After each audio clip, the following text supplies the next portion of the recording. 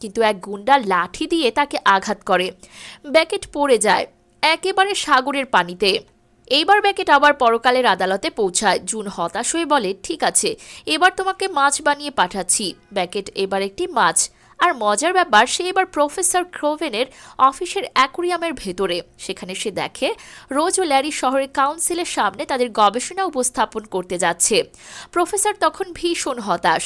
এই ওষুধ সুফল বয়ে হলে তার সবচেয়ে বড় ব্যবসার ক্ষতি হবে, কারণ সে চায় সত্যিকারের মৌমাছি বিলুপ্ত হোক আর সবাই তার তৈরি রোবোটিক মৌমাছি কিনতে বাধ্য হোক। বেকেট তখন ক্রেভেনের দুষ্টু পরিকল্পনার কথা জানতে পারে।